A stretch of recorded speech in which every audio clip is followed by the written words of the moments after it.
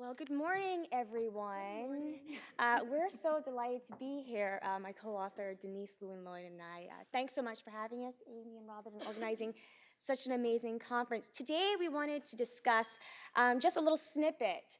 So I'm sure you'll have questions after, because given the constraints, we're just a little snippet of the work that we've been doing, which investigates concerns with being seen as a valued group member and how that affects women's preferences for female candidates. So we all know the commonly stated problem. Representation of women at the highest levels has not kept pace with increases at the lower levels. And some say, men are to blame for this problem. They consciously and willfully exclude female employees. Others say this disparity represents more subtle social psychological processes involving implicit stereotypes about the ability and the willingness of women to operate at these high levels.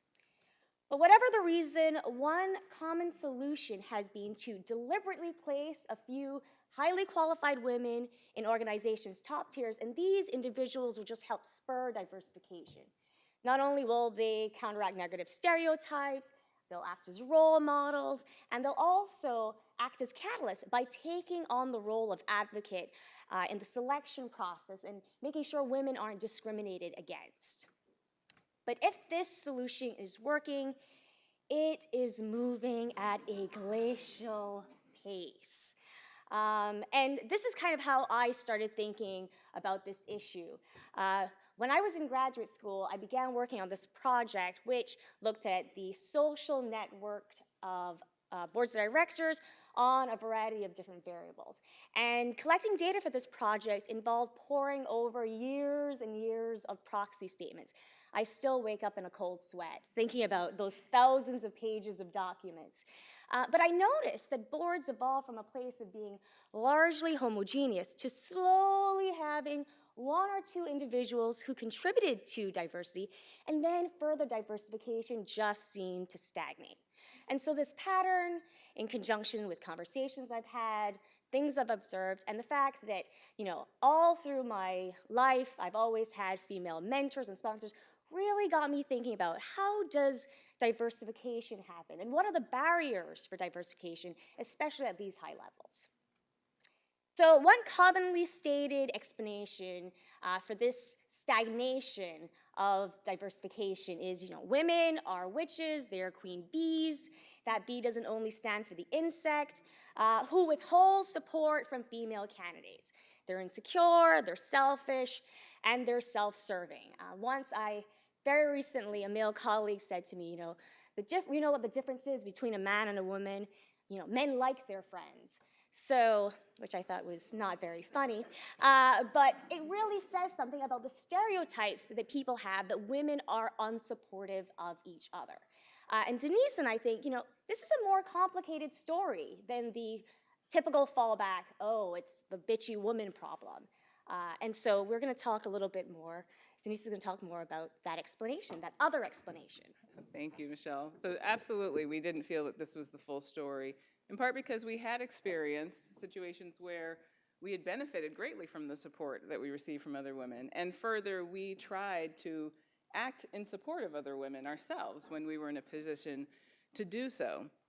But it's complicated, right? That sometimes it's not as easy to do on the surface as you might think. And this was how I got into really trying to look into this question.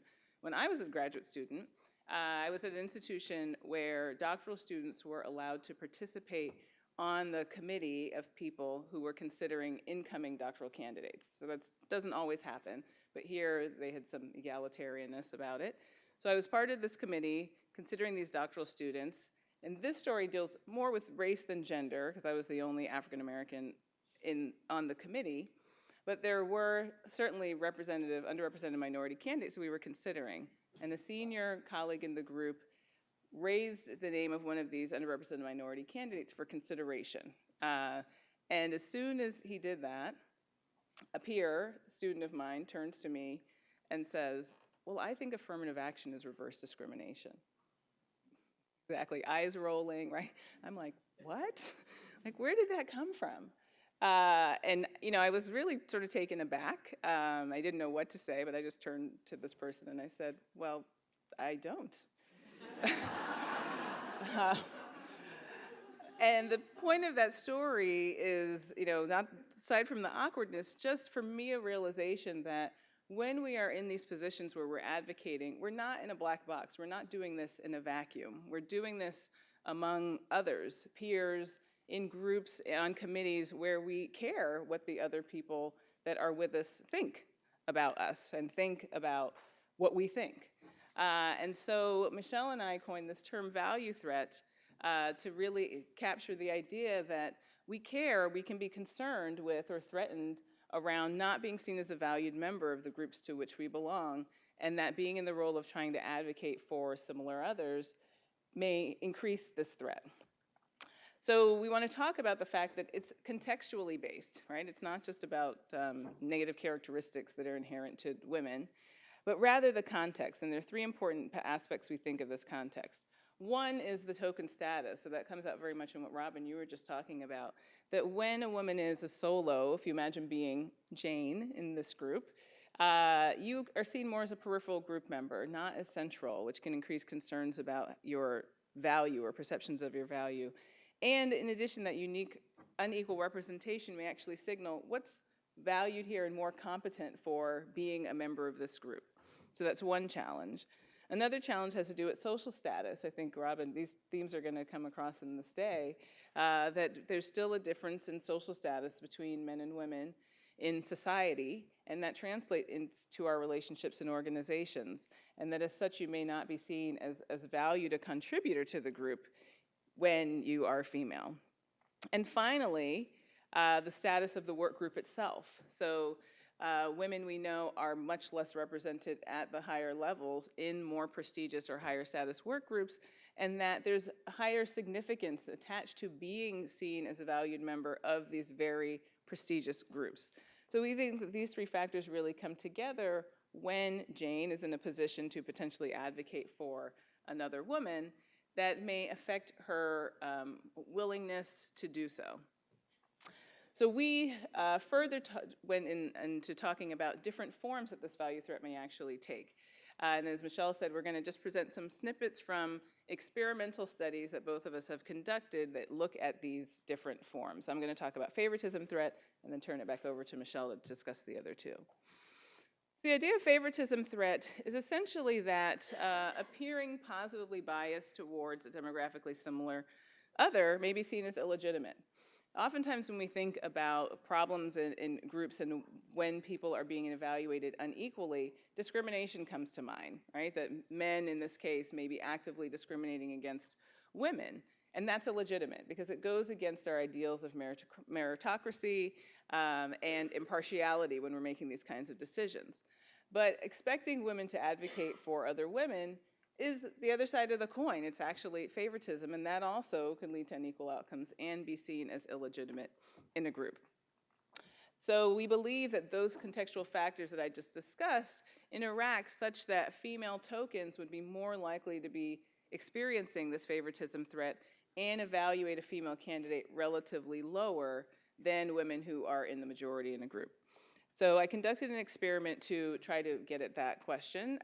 There were students that were evaluating other candidates for a college scholarship, so these were college students, and they were evaluating two candidates, a male candidate and a female candidate, who had been pre-tested to be equally matched.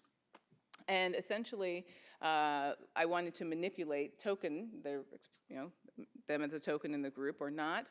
So their picture would appear in that box, and they would be evaluating them individually with the expectation that they would then meet with this group of individuals to discuss their evaluations and try to select one of the candidates. But I was really interested in their evaluations before that discussion happened. So for favoritism threat, they essentially responded to this question that they're concerned that their evaluation of the female candidate would be seen as favoritism. And indeed, as I expected, females who were tokens or the only female in the group reported much higher levels of this concern compared to females who were in the majority.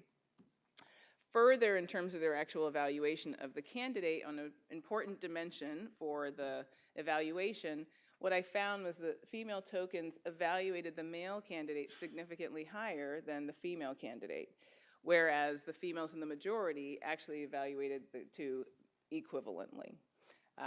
So one of the issues that comes out of that is if these evaluations, if the male is evaluated more highly, then it's likely that they will be selected, right, in the end. But this situation that I just discussed, favoritism threat, really occurs just because we are in a position to make this evaluation. Oftentimes, we're making evaluations where we're deciding whether the individual is going to join or become part of the group that we are currently a part of. And in that case, there's a natural social comparison that can be raised between the evaluator and the candidate. And that can give rise to other forms of threat, which Michelle is going to talk about now. So the first type of threat I'm going to get into and discuss is competitive threat. And competitive individuals can experience competitive threat when they feel that another person is going to be seen as a more valued member than they are. And we know that negative social comparisons on dimensions that a group values can affect an individual's self-image, their social standing and status in the group, as well as tangible rewards such as wages, bonuses, promotions, and so on. And women may be particularly wary of comparisons made between them and a higher qualified female candidate than, say, they would be with a highly qualified male.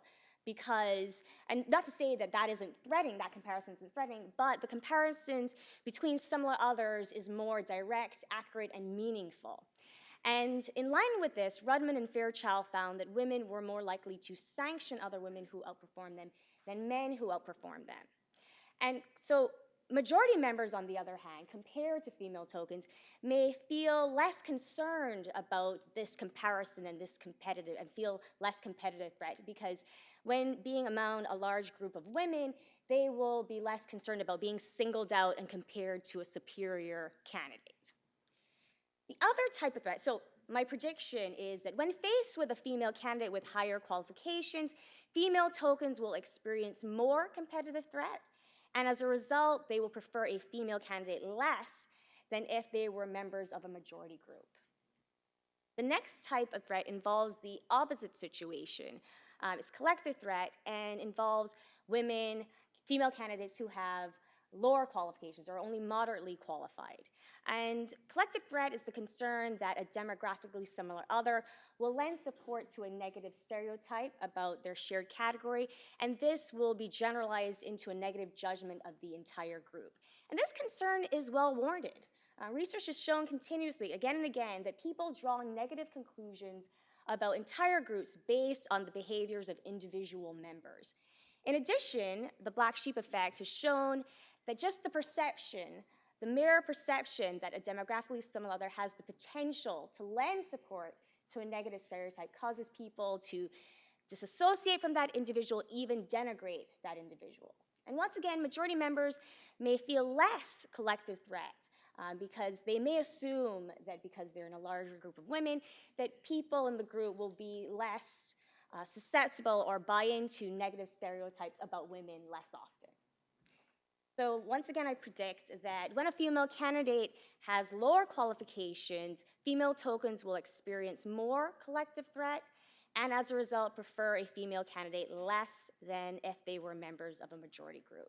So to test these predictions, I conducted a study in which participants were led to believe or introduced to the idea that the dean of their school was having focus groups, and the task that these focus groups were charged with was to assess the success of their school's admissions process in screening for high-quality candidates. And to make this more believable to the participants, the dean actually came and was acting as a Confederate, which I thought was great, and talked about the focus group, how important it was, how he couldn't wait to hear them, their ideas about this. Thank you, Brian Rubino, who helped out with one of these studies. And so participants thought that they were going to be either in a group where they were the only woman, they had 3 other male group members, or they were in a group which consisted of 2 women and 1 man, so they were a part of a majority. And they were told that to improve group dynamics, they would have the opportunity to choose a new member. And the new member was going to be chosen from 2 candidates, a male and a female. And the high qualifications condition Both candidates had higher qualifications than the participant, and in the low qualifications condition, both candidates, the male and the female, had lower qualifications than the candidate. And here are the results. So we see that token women reported more competitive threat than their female majority member counterparts. Moreover, female tokens selected a female candidate significantly less than majority members. And statistically, we see that it was these feelings of competitive threat that actually led women to make decisions about a female candidate. Very similar pattern of results for collective threat, this when faced with women with lower qualifications. Female tokens reported more collective threat than majority members, and their preferred female candidates significantly less than majority members, about 28% versus 55%. And once again, it was these feelings or thinking that this lower qualified female candidate would confirm negative stereotypes about their gender that played a role in them abdicating the opportunity to select a female candidate. So the big takeaway is, female tokens experience favoritism, collective, and value threat. And this plays a significant role in their evaluation and selection of candidates. And, pushing the diversity agenda at most organizations is challenging. And so depending very heavily on token women who have relatively lower status because of their numeric representation could potentially be problematic. But we want to point out that there are occasions where even though female tokens may experience value threat, that they still advocate for female candidates. In our data, the people who reported high levels of threat, but they still chose a female candidate. And we can all think of instances where that happens. And so moving forward, we want to look at potential moderators to some of the effects that we saw, such as level of identification. Maybe that plays a role in women pushing through. Yeah, I recognize there's a threat here. I recognize that, maybe people think that I'm biased or that this person will be compared to me and I might come out short, but it's the right thing to do. I want to push this agenda. So we think that it's, the catty explanation is too simplistic. It's the one people go to. It's the easy thing to go to. But there are contextual factors that must be considered that we think are important and that our data show is important. And this is somewhat good news because hopefully we can change. These things are easier to change. Absolutely. So there's something we can actually do about the context. And I think oftentimes we hear these types of interventions that we want organizations to take, but I think that our work really puts some meat behind why that is so important. Organizations really can and should substantially increase the diversity of the decision makers, right, to reduce these experiences of tokenism in the group that seem to have an effect on people's willingness to show preference for similar others. In addition, increasing inclusion is really critically important. I think inclusion has been discussed more and more as we talk about diversity issues in organizations, but really the idea is making individuals feel like valued people for themselves, right, as unique representatives of the organization rather than merely representatives of some social category. And finally, not just leaving it up to the individuals who are underrepresented to take the charge and diversify the organization, but really to make it everyone's responsibility to promote diversity and equality in the organization. So we just want to say thank you very much again to Robin and Amy for the opportunity, and we look forward to continuing the conversation. And thanks to all of you.